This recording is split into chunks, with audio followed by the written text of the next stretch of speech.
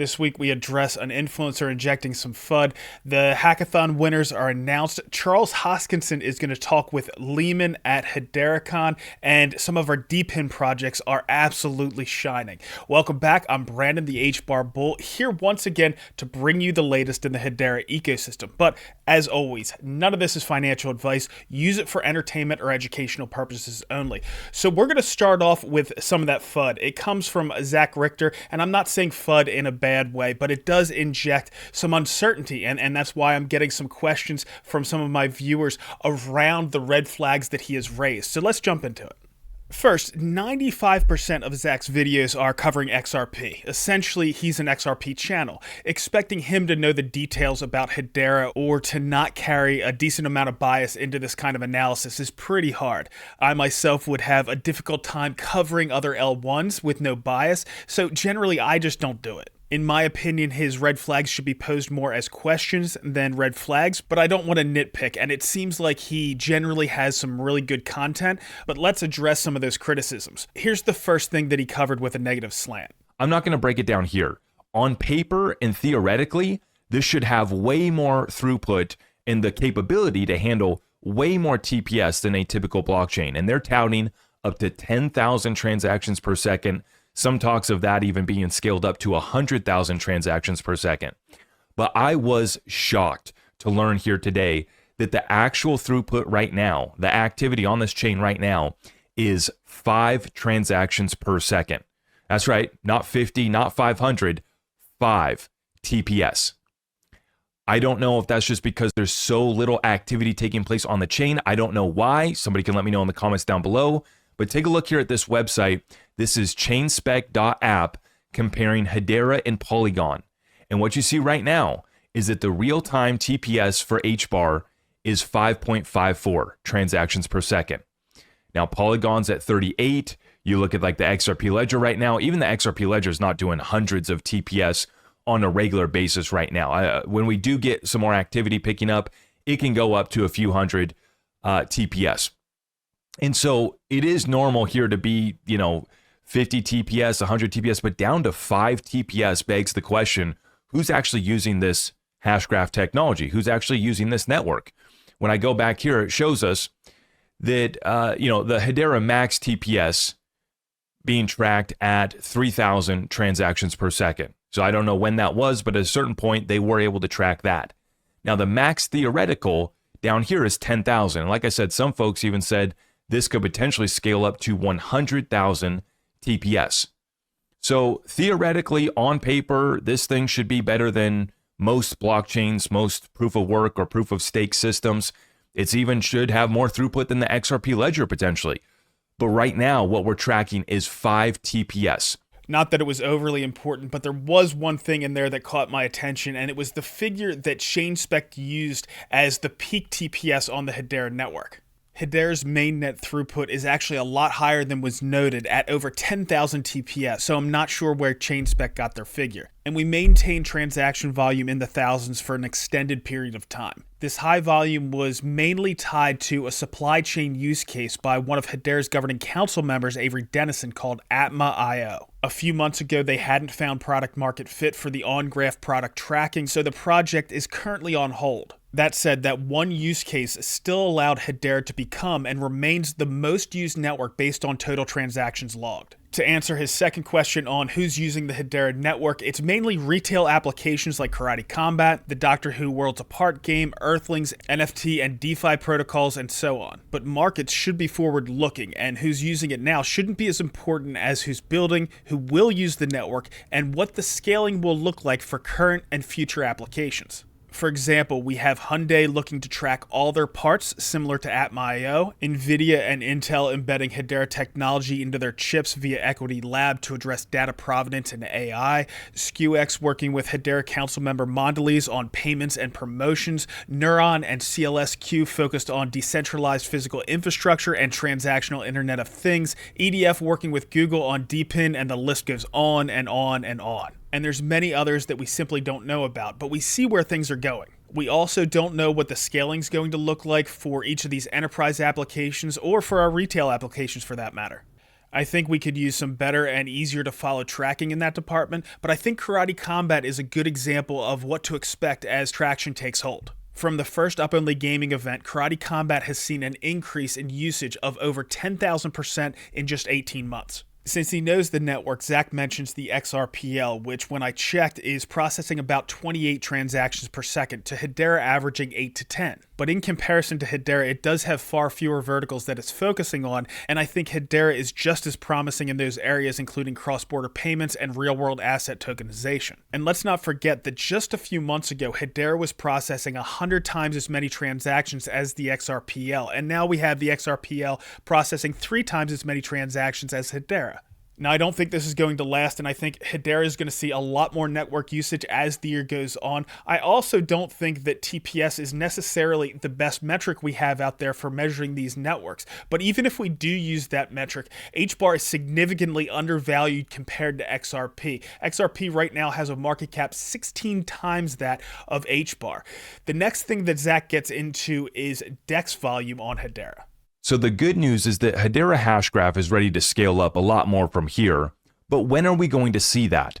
Another example of the lack of activity taking place right now would be on the DEX volumes. I'm going to show you here real quick the top Hedera Hashgraph DEXs by 24-hour trading volume, and you only have a few. Saucer Swap has 90% of the market share, HBAR Suite down there has a little something going on, and then HeliSwap is also present, but really not doing too much down there. Now, we also only see 21 coins and 31 pairings here on the top deck, Saucer Swap. So a small amount of tokens, very few amount of pairings, and then the 24-hour trading volume was 13 million. And that's down 44% in the past 24 hours.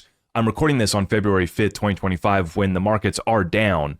But even if your volume was at 20 or 30 million, this is a very small amount compared to the top decks, that we see on like Solana, moving 6 billion in the past 24 hours.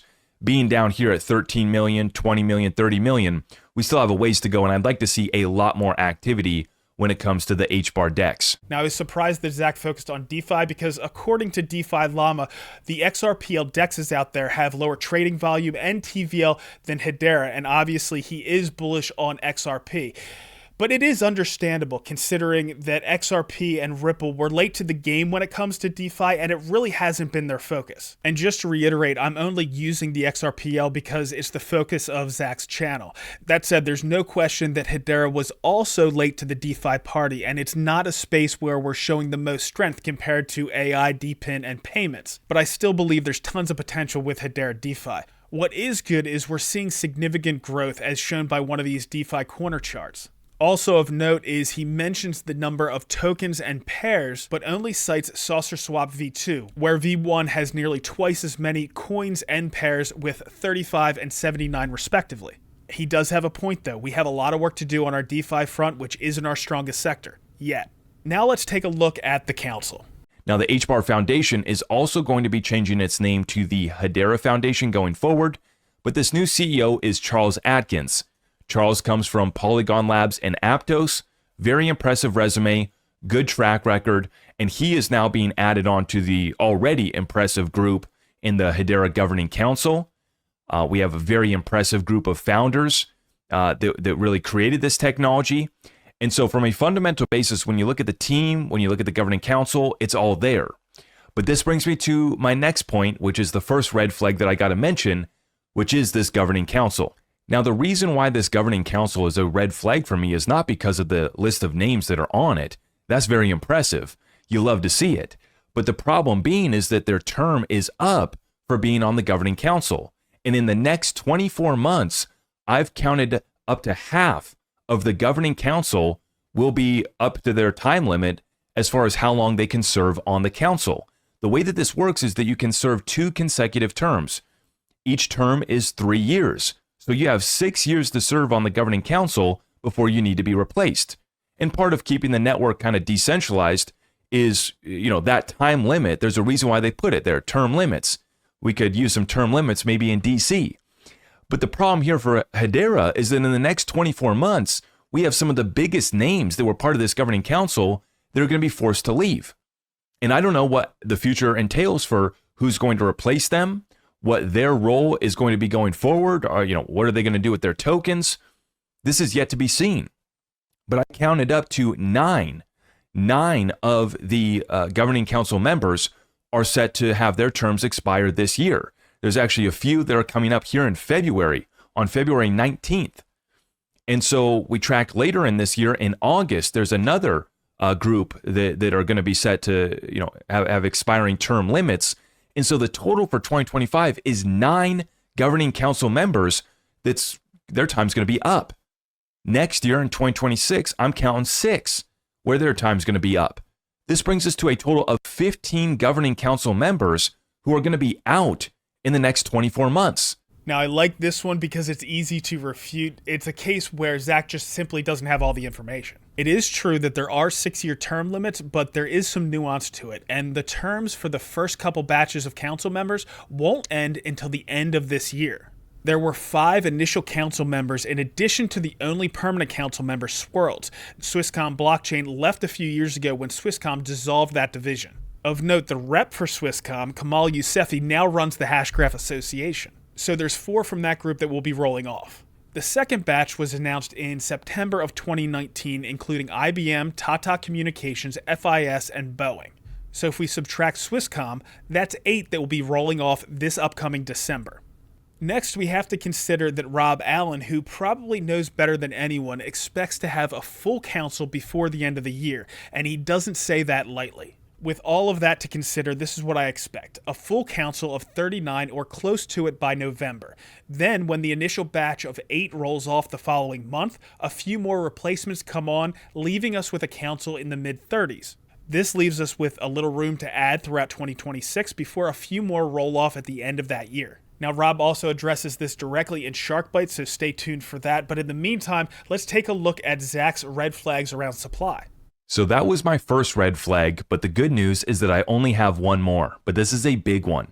The governing council just decided to basically inflate the circulating supply by 7% this year and an additional 7% to be determined basically over the next couple years. They've decided to give 7 billion HBAR tokens to the foundation, with half of that being distributed in just the first part of this year, 2025. So this year, we are going to see HBAR inflate by 7%. Take a look at this. This is originally agreed upon 7 billion to the HBAR Foundation. This was in connection with the leadership changes, but this is 7% of our overall supply. 50 billion total HBAR tokens, and we're going to inject 3.8 billion into the circulating supply this year, with the other half of that allocation to be determined. I don't know necessarily what the schedule is on that, but this brings me back to one of my biggest red flags for HBAR is that it's solely up to this governing council, which obviously is a diverse group, 31 members right now. They have a lot to replace, but they get to decide at a whim when they want to release these tokens. With this 7 billion allocation, they're basically doing half upfront with the other half to be given over a period of time. So for that 7 billion, we know what the time release is on that.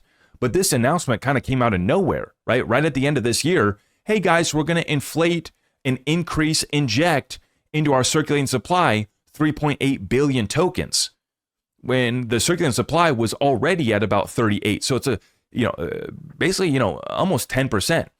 And this is just half of it. With the remaining 7-8 billion HBAR that's not in circulating supply, we don't know when that gets released. They don't have an escrow like Ripple does for their XRP, right? We don't have anything like that for HBAR other than the governing council just gets to decide when they want to release more tokens. Now, of course, they talk about how this will be used for development and ecosystem and grants, and everybody has a story for why they're going to dilute holders, right? And why they're going to increase circulating supply. Will that actually be put to good use? That's yet to be seen. Is it going to impact how high HBAR goes this bull run? Absolutely. And until this gets set up or put in some sort of release schedule, some sort of escrow, this will continue to be a major red flag for me when it does come to HBAR. Just to explain, Hedera has a designation of release supply, which sites that track market caps generally count as circulating supply, but release supply means allocated and distributed from the Hedera main treasury. This then goes to the treasuries of various entities, the HBAR Foundation, Hashgraph, the Hashgraph Association, and so on. That doesn't mean that it's hitting the market. For example, nearly 4 billion HBAR is being released in Q1 of this year, but nearly all of that is going to the HBAR Foundation treasury, which will take years to spend.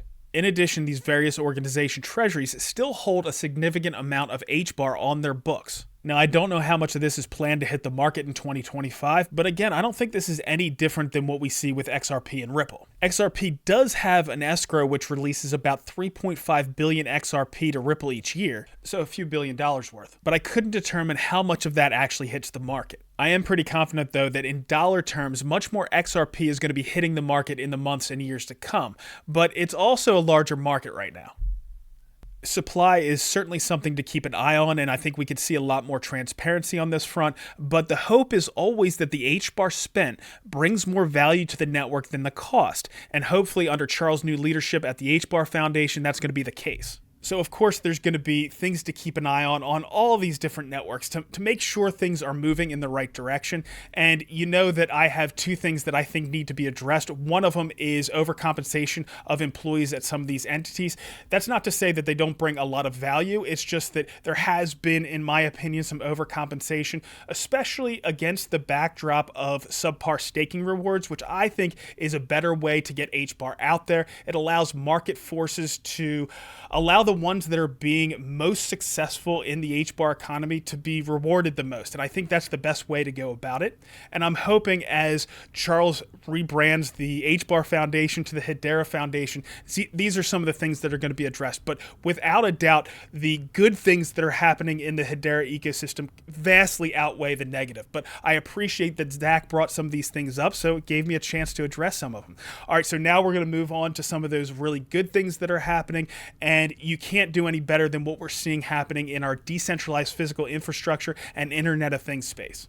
Now, we've covered many times that sister companies SealSQ as well as WiseSat and WiseKey are focused on quantum and transactional Internet of Things, and to allow these millions and eventually billions and trillions of objects to transact, SealSQ is going to launch a token on Hedera as the medium of exchange between these objects. But we did get an additional press release that was pretty interesting to see. SealSQ launched something called EB Vision, a state-of-the-art ISR drone integrating a SealSQ quantum secure element. And this product has been selected by the US Department of Defense Innovation Unit. So I don't know if this is directly going to integrate Hedera technology, but it's good to see Hedera builders getting this kind of attention from the US government. All right, so next up, we're going to move over to SealSQ, ringing the closing bell at NASDAQ. Let's take a look. And now please join me in welcoming Carlos to the podium for further remarks.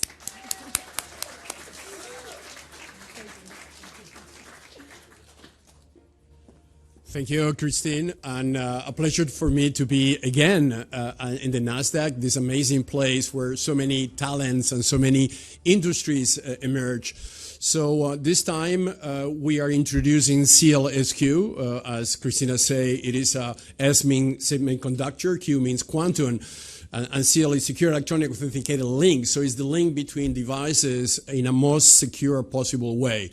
The fourth industrial revolution is coming. I was in Davos just a few weeks ago, and there is a concern that technology is going exponential. Well, humans, we are linear, so we are not able to catch the exponentiality of technology. Therefore, we need to organize ourselves what is coming. In the next 5 years, quantum computers are arriving. This is not 15 years or 30 years, as somebody has said.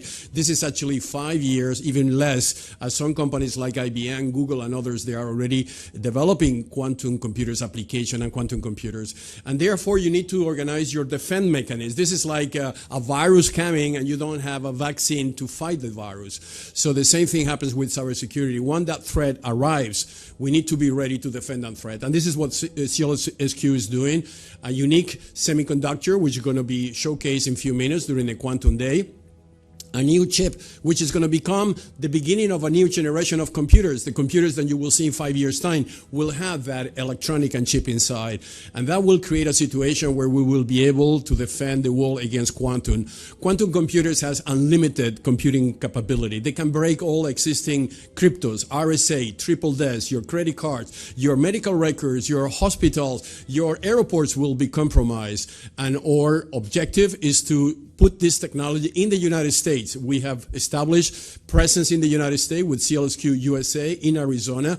We also establishing presence here in New York. And the objective is to have a leadership in the United States because we need one country in the world that will lead the others in order to defend ourselves to what is coming. It will be negligent for organizations not to think that quantum is arrived, and will be negligent for organizations to believe that this is something that's going to happen in 30 years' time. We need to get ready now, and we have a unique opportunity. It is also an opportunity that will bring a new set of talent, the talent that is now concentrated in universities like MIT Media Lab and many other universities that we are working with, on where amazing talent is there, ready to be integrated and to be aggregated to this quantum platform that we are developing. The system is ready, so this is not in 20 years. This is now. The chips can be installed into any existing infrastructure. We are connecting 12 trillion devices to the internet. I mean, this is everything. Is your car, your smoke detector, your Wi-Fi at home, is your parking sensors. Everything is going to connect to the internet. And more things you connect to the internet, more security you don't need. So I would like to thank NASDAQ for their amazing support to our companies. Thank everybody here, board members, investors, technology partners, staff. Everybody has contributed to the success of SealSQ and will continue contributing in making this a major endeavor. So thank you very much, and this is an amazing opportunity for us to celebrate together. Thank you. So here again, Carlos is talking about the scale of what they're going after. 12 trillion objects. Of course, as he said in the past, we want to onboard that next billion users, but we also want to onboard the next trillion objects. And he talks about autonomous vehicles, smart homes, smart cities, and they are going to need a way to transact in a lot of different cases, and they're going to be using Hedera to do that. All right, so now we're going to move over to another one of our DPIN projects, Neuron, who had another one of these threads that I love to see. Now, of course, Neuron is focused on aviation first, but is going to move into a lot of different areas. But they say the future of air traffic control requires edge networking. Google Wing built the majority of the open source digital backbone for unmanned traffic management, relying on edge networks, a discovery and synchronization service used to connect UTMs that reside at the edge. Edge networks comprise of nodes that connect directly to one another, as opposed to the hub and spoke model the cloud employs. But to build a fully 3D picture of all aircraft and drones, as Elon Musk agrees is needed, we must rely on a series of ground-based sensors. 4D Sky has built the first open-source edge network for flight tracking with cryptographic security from Neuron. 4D Sky enables customer apps to connect directly to sensors and any type of sensor that can be easily connected into the network using Neuron SDK. Elon Musk wants to build the future of ATC systems in the US. Edge networks are the only viable solution. 4D Sky is the only flight tracking edge network and is fully open source and operational in the United States. I love how James and the Neuron team are trying to engage with Elon here. They go on to say 4D Sky uses Neuron infrastructure built on Hedera's Layer 1 network to enable fast, secure orchestration of sensors and app connections. And of course, Neuron's going to be using Hedera to facilitate those payments. Now let's move on to the payments man himself, Rob Allen, for another Shark Bite segment. Rob, welcome back. How's your week going? Thanks, Brendan. Yep, a couple of really big deadlines that we're working on at AP Plus at the moment. So head down, but always delighted to come on and talk to the community and answer questions. Well, we got some good ones this week. We have two that come from NASA. First, in the last 9 months, 2 members left the council while 1 joined. Has there been any change in the way the governing council chooses and welcomes new members? And second, once accepted, how long do members of the governing council have to announce? Well, we seem to get governing council questions like this every week, but I appreciate it's a USP for Hedera, and the governing council is quite a key part of the community's thinking about Hedera, and I'm always happy to address these questions. The question's actually not accurate. We've actually had 4 new members in the last year, if you include last January. So we've had Hitachi joined last January, BitGo and Mondelez last February, and the Nairobi Securities Exchange in October. So 4 new members. We did have DBS change their strategy. So DBS banks changed their strategy and moved off of the council. And we've recently had UCL. The UCL decision is interesting, and I think more will come out in the fullness of time. But it's actually net positive for Hedera, so I'm not considering that as bad news at all. And the LLC agreement allows, even though we have these 3-year rolling terms with a maximum of 2, based on the council revoting the member back in. Governing council members can come and go at any time. Rather, they can leave at any time. They come through the process, but they can leave at any time, and that recognizes that there is no lock-in. They're there because they strategically want to be there. They are now with the more recent council members over the last couple of years, come with the use case they build. So there's a reason for them to be there. But if for whatever reason strategically they serve no purpose or see no reason to stay, then there's no lock-in for them, and that just opens up seats for more. And I know I get called out for talking about the strong pipeline all the time, but actually we have to look forward towards the ongoing refresh of the council. We're at that point in the governing council's maturation where actually within the next year or 2 years there will be annual or 6-monthly turnover of council members, and that's a good thing. I mean, that's what we're designed for.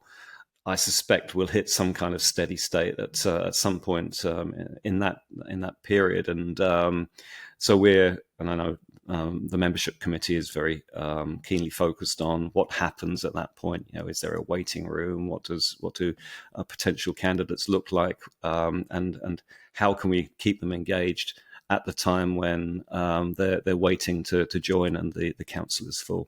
So, they're just looking back 12 months and considering rotation is actually a good thing, because those are important parts of the governance of the network, onboarding and offboarding and the processes around that. Just taking, transferring or taking nodes down and standing them up again for new candidates, new governing council members, is all part of the operations of the LLC. So the fact that we're being exercised in those things is actually a good thing.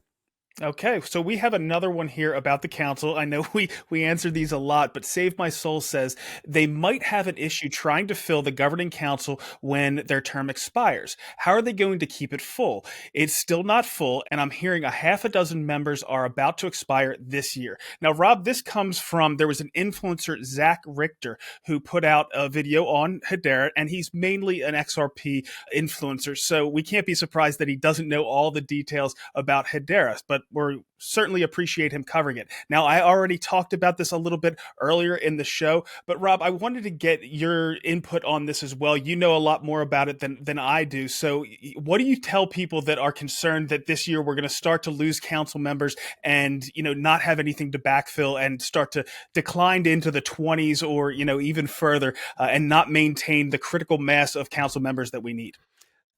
Well, firstly, I say it's not true. There is no indication that we're going backwards at all. Like I've just said, there's a kind of going to be a natural rotation at some point. There are, for the sake of kind of operational efficiency, we don't vote on the renewal of every council member at the point, exactly on the 3-year point. It's within the council chair's gift to decide when that happens. And for the last 2 years, Brett McDowell has put it onto the agenda to discuss in December, which means that all of the renewals within that calendar year get batched and voted on en masse, individually, but en masse in the December council meeting. So that's why all the renewals happen at that point. I think we had 11 that were in that category last December. The minutes haven't been published yet. So the actual details of that vote aren't public, but we're not going backwards for sure. So I would firstly say not to worry about that, and we're definitely going in the right direction in terms of filling the council. I know everyone wants to see it full, but as soon as it's full, the next question will be, well, who's coming off next, and who's in the waiting room, etc. So I don't think these questions will go away. It's just people are very interested in the governing council because it's a very unique thing within the Web3 space and sets us apart from all the networks that we have such a strong council that governs the network. Rob, I do have one follow-up question here. So the vast majority of the council members have use cases, proofs of concept, whatever it may be that are building on Hedera. Now, new council members have to have a use case that they're planning on building on Hedera. That's a huge impact as well. When we're looking at these new council members, what are the discussions that are taking place around what they're building? Is it multifaceted? Are they focusing on one thing, or is it different from candidate to candidate?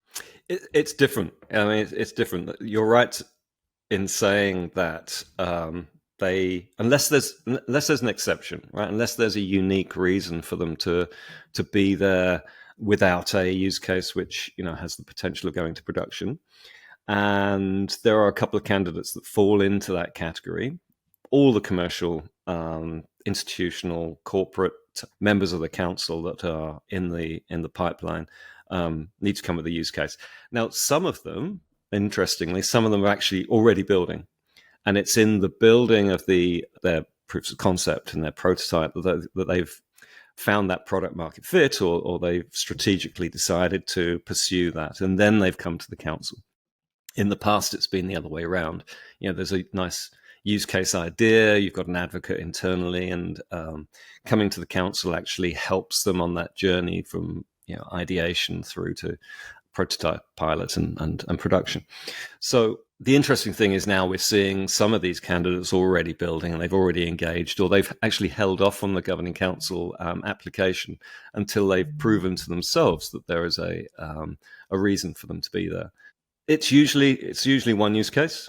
Usually starts with one use case, but once they've kicked the tires and they've assessed the technology, they will then work out that actually it's such a general purpose network with these APIs and tools which enable them to address many use cases. But it's usually the one that is kind of top of mind, either from an operational efficiency perspective, and they're looking to distribute the ledgers to improve their existing process, or because strategically they're looking at new products or services and are using emerging technology to address those.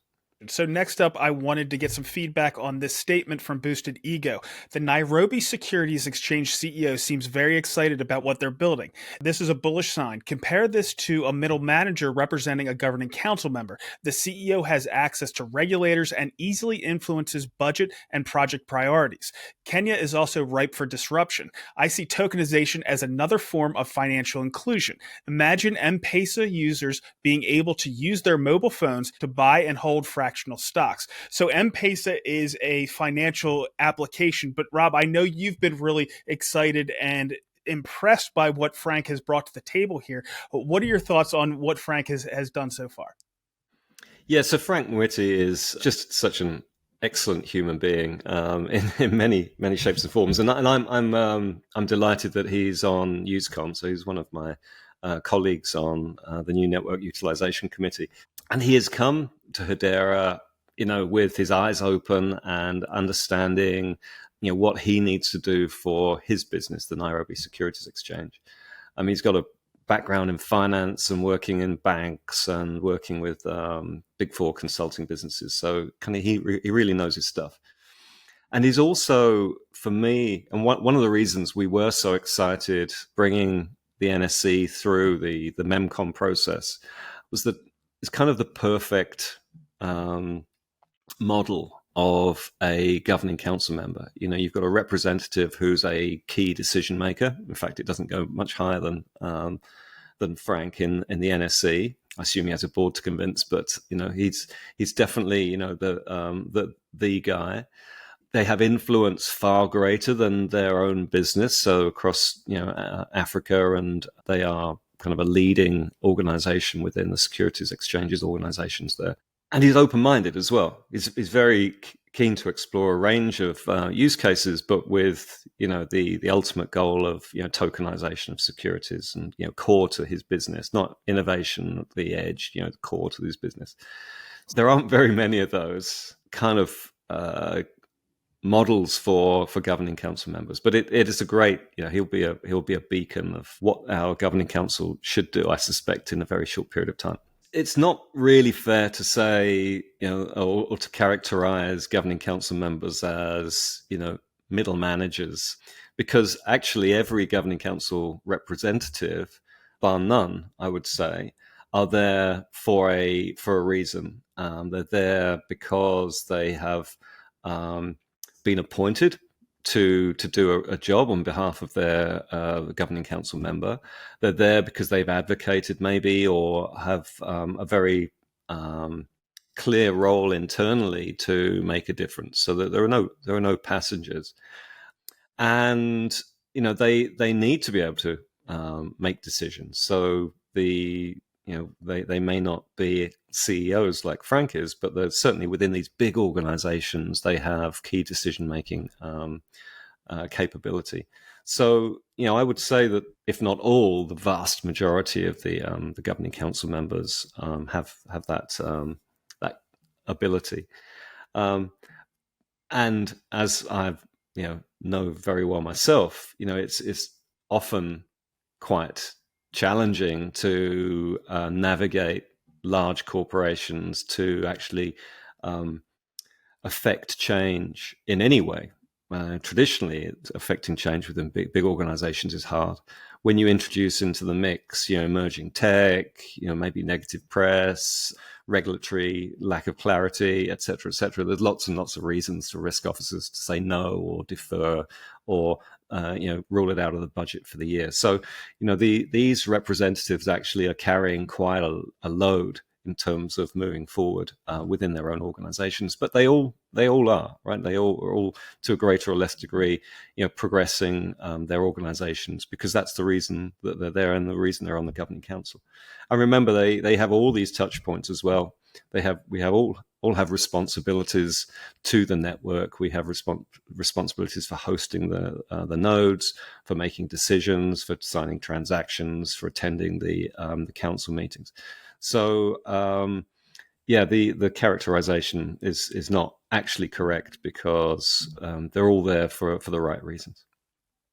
Understood. So, I mean, it's mainly about getting the person that's most passionate and has the ability to make the changes in that organization to get these use cases built on the network. So, no, it's go ahead. And I mean, the second part of the question is something I actually hold very dear as well. So that the questioner talks about tokenization being a key driver for financial inclusion.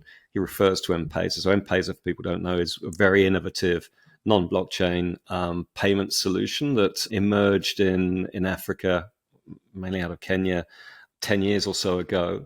And it really, almost overnight, affected the inclusivity of the population, and it enabled access to financial services and to be able to make payments and to receive payments for micro businesses significantly and very quickly. So, there are many examples of where emerging technology kind of leapfrogs the incumbent technology for the good of the bottom billion people. I actually co-authored a book on this a few years ago, specifically looking at where emerging technology can address financial inclusion. And it is the bottom billion in the world. I mean, there are terrible access to financial services, which kind of inhibits and encumbers the ability of subsistence living in terms of actually getting into the commerce kind of flows and making a better life. And technology can and does make a massive difference. So a lot of the projects that we're seeing in places, not just in Africa, but in Asia Pacific, in parts of the world that are that don't have good banking services for people who don't have regular income or very living on subsistence levels. Can't get insurance, are impacted and affected disproportionately by things like climate change. This is where technology really, really makes a difference, and I'm, delighted that we've got many projects actually within the Hedera ecosystem that do just that. Because micropayments, right? For me, it's if you can send, like I said, from 1/100 of a cent through to 1 or 2 cents, the cost of the payment is that low, then you can have commercial viability for applications that do allow and for transfer of value in the order of 5-10 cents, a dollar, where most financial infrastructure needs it to be much higher than that to be commercial, and therefore you can get greater access to use cases for that kind of bottom billion of people. Well, this is the biggest promise of Web3 as far as I can see it. It unlocks the economic potential of, like you said, billions of people around the world. It gives them access to capitalism, which raises more people historically out of poverty than anything else. And of course, it impacts them the most, but it's good for everyone. It's more production. It helps everyone. Yeah. Rob, that's all I have for you this week. We'll see you next week. Thank you. Yeah, I'm looking forward to Shark Bites Live, the Denver edition. But I'll be back next week. Cheers. Bye. So that live Shark Bites that Rob's talking about is going to be there at Hederacon. There's going to be all kinds of great stuff that's going on at that event. And we actually got some interesting news this week around Charles Hoskinson, one of the founders of Cardano. He is going to be on a panel at Hederacon with Lehman. Congratulations to Ryan Solomon of Genfinity, who's going to be moderating that great discussion. Charles hasn't always been overly friendly towards Hedera, and initially I think that was because it was patented technology, and he made it clear that if they lifted that patent and Hedera is leading in the open source charge at this point, he would be open to having those conversations. And true to his word, he has opened up a lot to Hedera. They are part of the DREC Alliance. He's talked about that, and here we have him coming to Hederacon, so that's really exciting. Next up, there's a lot of congratulations are in order around the latest Hedera Hackathon. I'm just going to run through the various winners. I'm going to start with the track winners. The first one is AI-driven insights and data integrity. First place went to the A-Core team, followed by Osmium Labs, and then HBank. For tokenized assets and digital securities, Hedera for robotics came in first. Second was HealthToken.ai, and third was Harass Projects. Next up, we have decentralized identity and verifiable credentials. Decentralized Minds took the top spot, followed by The Mouth and Bitflippers. In the refi track, Ecosphere Prime took first, second was Green DAO, and third was digitized VM0048 Red methodology. Under Hashgraph Trailblazers, Hashgraph Online took first, Hedera for robotics second, and The Mouth took third. Under DeFi and AMMs, Hashgraph Online was first, ETA Bridge second, and ours came in third. And the last track, which was Hashgraph Legends, these are people that have participated in past hackathons. HashPress Pioneers took first, Severa second, and Hedera P2P 2.0 took third. And now for the big prizes. First place went to Ecosphere Prime, which we already mentioned. They got $35,000 for first place. Second place went to Hashgraph Online, and third, HealthToken.ai. So congratulations to all these winners. I'm looking forward to meeting some of the winners out at Hederacon, and I'm also looking forward to some of these things actually coming to market. One of the things that is hitting the market is Noviqtech. I love a lot of the things that I'm seeing coming out of Noviqtech, including them buying and holding HBAR on their balance sheet. It's one of the few companies that I see doing that. They're also hinting at having their own token. In a post, they said, "We're bringing real-time emissions reduction and blockchain-powered carbon credits to the world. H2I's hydrogen enhancement system slashes fuel use and emissions. Carbon credit tokenization avoided emissions on Hedera. Digital twin tech ensures full transparency, a game changer for the $100 billion carbon markets." Like I said, I love a lot of the things that Noviqtech is doing, so I reached out to their CEO, Freddie, and I'm going to have him on for an interview next week. Looking forward to that one. So we're going to shift gears here now. We're going to go from refi into our gaming ecosystem. One that's been flying a little bit under the radar is Circle of Games. I caught up with their founder and CEO who gave us the full rundown, so let's check it out. Rabalal, welcome. Thanks for giving us some time today. Thank you, and for having me here, Brandon. Happy to be here in this platform. Well, it's my pleasure. Now, to get started, we're just going to start with the basics. Can you explain to us what Circle of Games is? Circle of Games is a multi-gaming platform for the casual and hyper-casual gamers. We are the gaming company to start with, and thus our motive is to basically provide the more immersive and fun gameplay for the users. What we have noticed in this particular in the casual and hyper-casual gaming segment, I mean, this market is very fragmented, and given the fact that traditionally, gaming companies are not able to really provide a single platform where community can engage in a more deeper way in any gaming platform. Their time for effort is not being really rewarded appropriately in the traditional games. And there is no service marketplace where exactly traditional gamers can come and really grow their in-game assets or digital ownership in any gaming platform. This is one of the biggest gaps for us to really come and address this issue. Let's build something for the mass adoption. That's how exactly the whole story began for the Circle of Games. And we are building this platform for the masses and making sure that we address the current challenges which the traditional platform has by integrating the Web3 elements on it. So, just to clarify, the reason why you're moving into this Web3 space is to reward the players and get them more engaged? Yeah, so that's so basically giving the players a very fair and basically platform where exactly we can reward for their time, as well as they should have some service marketplace where exactly these players can really go and cash those particular rewards on in a real world token worlds on NFT way and moving forward, so that it seems like there is something reward which they have got and they've been able to encash those particular reward. So idea is to basically make sure that if you are giving your time, COG as a platform wanted to make sure that all this community who are giving us a time, they get value for those particular time.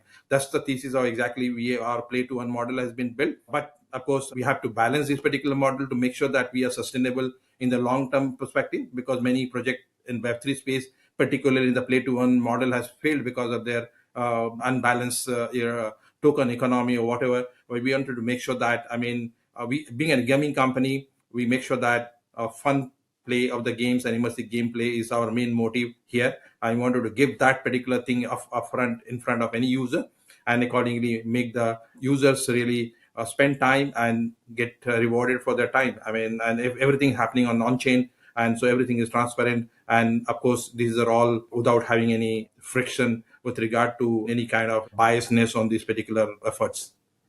I want to get into how you're using Hedera. You're talking about, play to earn. How do you do that? What does that look like for Circle of Games? Currently, we have the play to earn model is the key model where exactly we get more and more users onboarded. So currently what exactly we're doing is once you have onboarded into the Hedera network, your wallets have been created. These are all self-custodian wallet in the hand of the players. And once the wallet is created, we do a drop of HBAR, a fraction of HBAR onto this particular wallet, so that at least as a welcome token, you get some fraction of the HBAR onto your wallet. And then your journey with the Web3 starts, where exactly we have a retention model like daily login rewards. It means on the streak you log in for 7 days, you are eligible for some kind of reward on your wallet. Second way, exactly, you come and play multiple games in the platform. There are currently 7 games live on the platform. You come and play game of your choice. It's a P2P game, so basically you're playing a competitive games.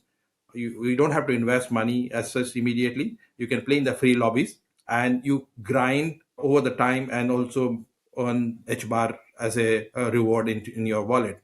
That's one part. Third part is that you participate in the leaderboard. The more you play, more competitive game. We have a daily and weekly leaderboard where exactly the players are getting HBAR rewards. So this is a very classic way we have designed this entire game economy so that we maintain the retention.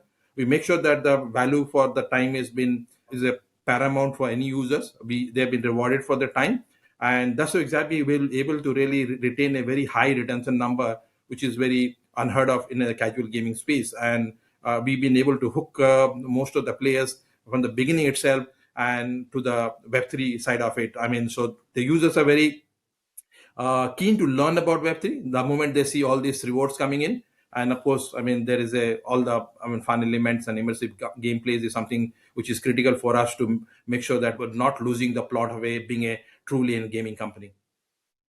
All right, so you've talked about this suite of casual games. Excuse me. You've talked about this suite of casual games. What games are there that you have right now, and what games are you planning on having in the future? Okay, currently we've got the board games as well as the card games. So the board games are basically a game, any normal person, you don't need a learning curve, which can be played while you are traveling on a metro, you are traveling on a taxi, you are traveling on a public transport, you can play those particular games. You don't need a much of a learning curve. And these games are basically 15, 10 and 5 minutes kind of version, different mode. So you can come and play and having your, it's a kind of stress buster, I would say, some of the games. So you come and play, enjoy, and then have fun on playing the game. And also in the process, you make some crypto reward at the end of the day. And that's basically one part of the game. And these are very viral games, by the way, in particularly in the Indian market. There are millions of people playing this particular game. Some of the games like Ludo and Ludo Express. This has been played from small kid to 70, 80 years grandfather. So that's the kind of, range of this particular game, and has been played for ages.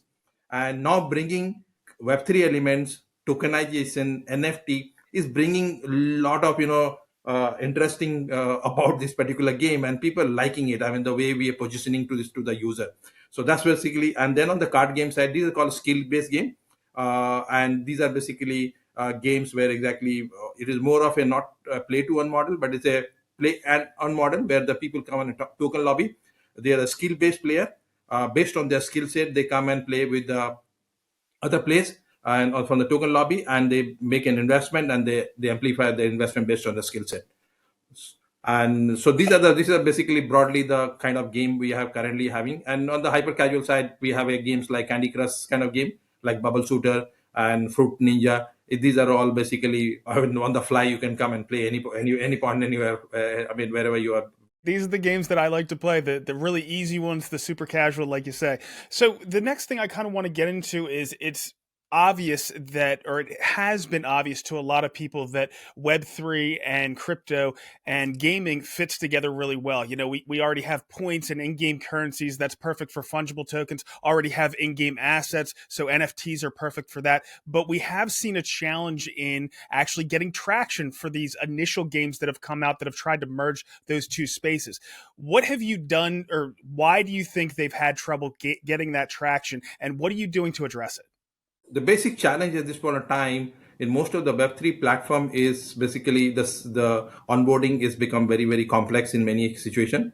And given the fact that the Web3 is always been a complicated technology to really start with having the wallet integration, there may be too many of jargon which has been used, which has not been really understood by the Web3 mainstream gamers. Web2 mainstream gamers.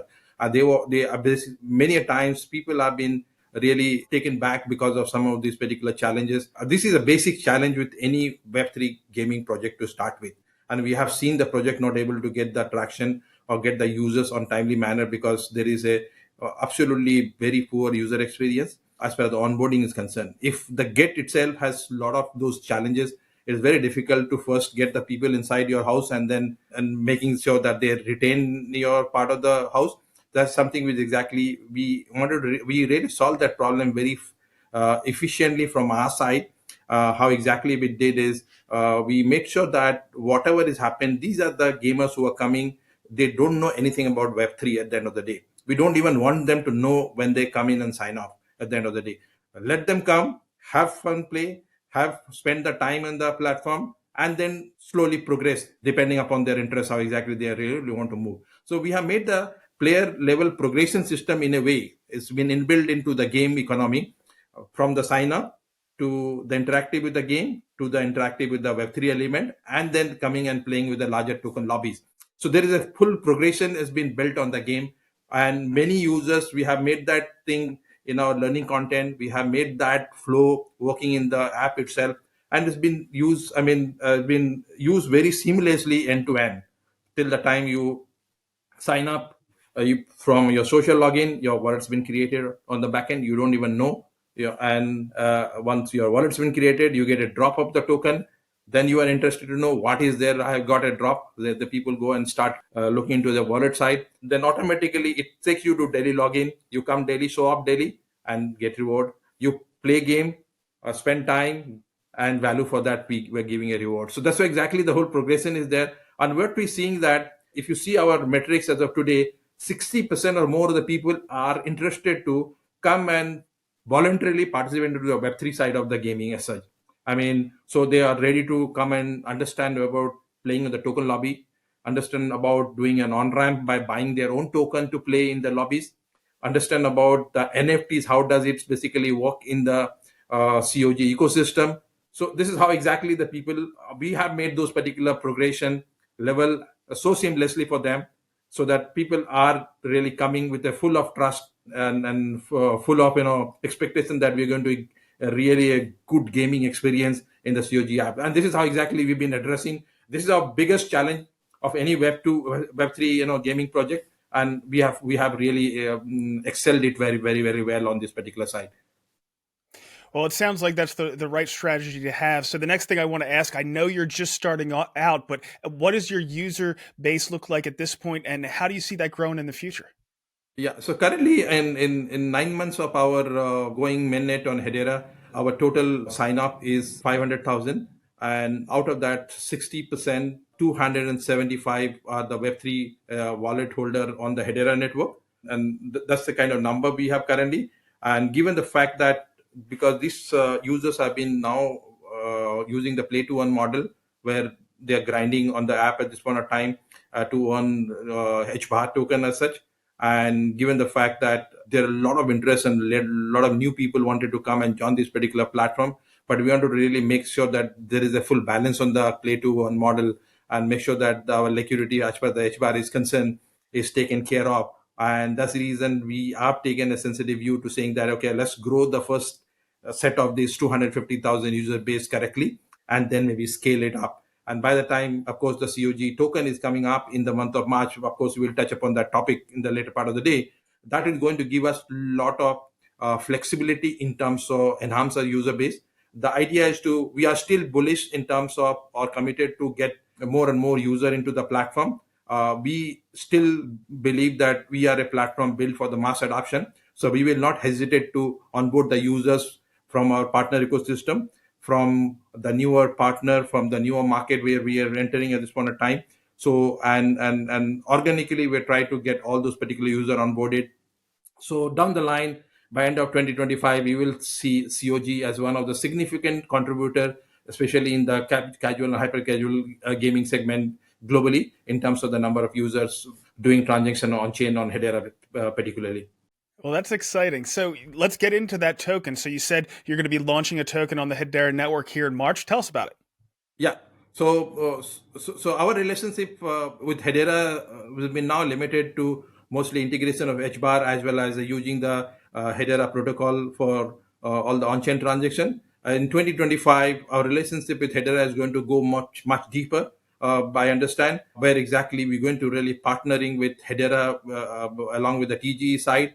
So HTS is one area where exactly we're looking at to come and mint our token on those particular network to make sure that, we do that seamlessly with the help of the Hedera ecosystem, engineers and developers over there, so that make sure that seamlessly our tokens are all integrated into HTS network. And that's what exactly our bigger focus is to. And down the line, also, we are talking about bringing the NFTs, casual game and hyper casual game based NFTs. We are building a utility for that. Of course, the service marketplace for the NFTs are also going to be looked into from the Hedera network side. So that's one area. We're going to heavily use the smart contract of Hedera to make sure that we stay ahead on our multi-chain vision. Keeping in view the Hedera is our main chain and primary chain to really grow our business globally. So that's what exactly I believe that 2025 we're going to have more deeper and deeper engagement with the Hedera ecosystem, and we would like to continue to be seen as one of the significant and contributor to the Hedera's retail business segment.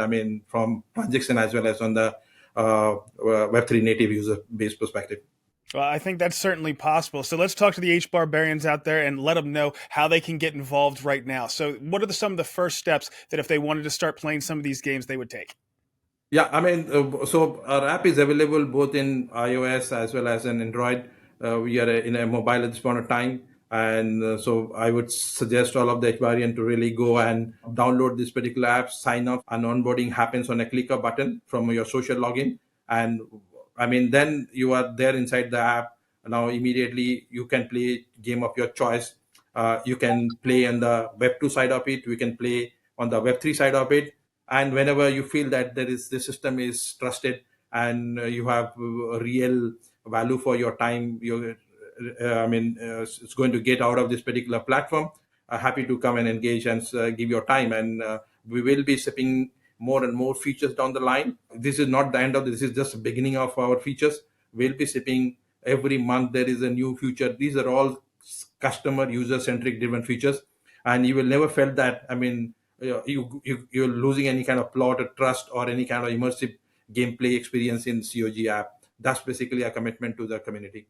Perfect. So, thank you again so much for coming on here today. It seems like you're going down the right track, and you're welcome back as you go down and progress through your roadmap. Absolutely. Thank you, Brendan.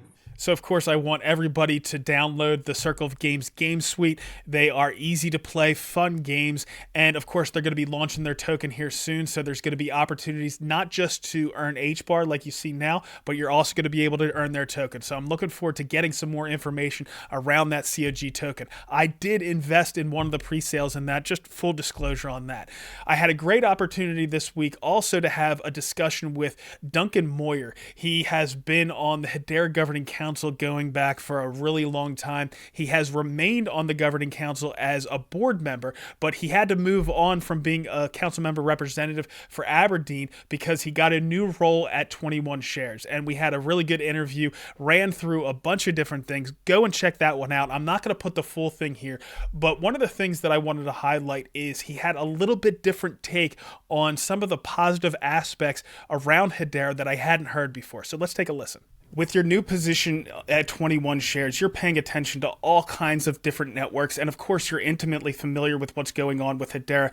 That makes you almost uniquely positioned to give a perspective on what Hedera's biggest strengths are and maybe some possible areas for improvement. So what are your thoughts on that? Yeah, sure. I mean, you're right. I do get to see a lot of what's out there. We have strong at 21 Shares. We're the largest provider of cryptocurrency exchange traded products, and so we work very closely with different foundations as well across each network. So get to see a lot of what's out there.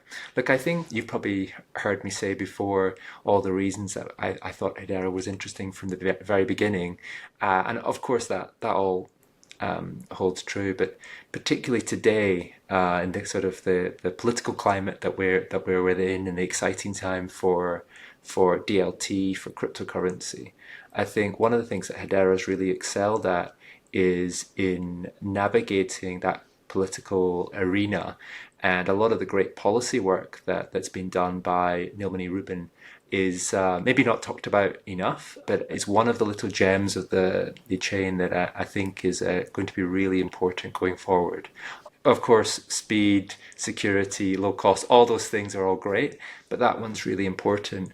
And then another one that no one ever talks about as well is the geofencing that exists with the nodes. And as Hedera sees greater adoption by in particular financial services companies, ensuring that any fees are not going to anyone in any kind of sanctioned countries, any sanctioned entities, that's going to be really important for some of these big companies as they look to onboard the technology.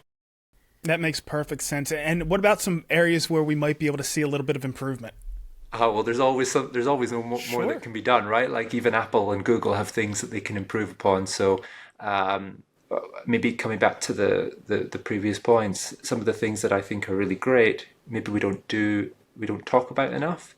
And so we can do a lot more to articulate our strengths to the market. Maybe we've been a little bit shy to do that in the past, but we shouldn't be. We should be really proud of what's being created, and be a lot more vocal. And I do think that you're going to see that change, right? The changes that have happened with the change in management at THF, Charles, I think you're going to see a lot more of that. The go-to-market's going to be much, much stronger. So I like that he didn't shy away from a little improvement opportunity. One of the places that I really think we have an improvement opportunity is around on-ramps and off-ramps for USDC and other stablecoins for Hedera. I was a little bit disappointed to see that Coinbase had added support for USDC on Unichain. Now, if it's the right Unichain, Unichain is number 1900 on the CoinMarketCap list. And the last I looked, HBAR is sitting at like 18 or 19. Hedera also has 7 times as much USDC volume, so I really don't understand this. Now, I'm not blaming this on Coinbase. I do think that they are probably the best on and off ramp for USDC for businesses out there, and I'm confident that the foundation under Charles' leadership is going to make that a priority. So, number one, the degens in our DeFi ecosystem will have that on and off ramp for USDC, but also all of the businesses that want to leverage USDC. We're seeing all kinds of really cool stuff that wants to leverage USDC, including Neuron, Nomad, Zenny, and so forth. They want to use USDC, but they also need that on and off ramp to be able to get that USDC into their bank account to facilitate all the other things that they want to do and build. All right, so with that, let's jump into some network analysis and the HBAR market. As discussed earlier, we're still processing about 8 to 10 transactions per second. There was about 26,000 accounts created this week, 423,000 NFT transfers, 54,000 fungible token transfers, and 687 smart contract calls. Moving over to the crypto and HBAR markets, there's really not much to say. Though there has been some ups and downs, Bitcoin is flat on the week at just about $98,000. HBAR is up about 6% on the day, which has erased some of the losses from this week. So we're only down a couple percent over the past 7 days to 23.5 cents. We've set up a new range between 21 and 25 cents, but we really need to break above 28 cents to get something going. Looking forward to next week. We have something going on with Mingo. I got a call from Joe Arthur, and he was talking about how they have something really big brewing. So I'm going to find out about that on Monday, and as soon as they announce it, we'll go ahead and post that video. I also have some breaking news around Neuron. Neuron has just gotten a contract for using their services at 3 airports in the UK. So exciting stuff there. We're also going to catch up with Freddie from Noviqtech, as I mentioned before. And as always, we're going to have Rob back for Shark Bites. So if you have any questions on the Hedera ecosystem or the HBAR economy, go ahead and drop those down in the comments. That's all we have for you. We'll see you next week.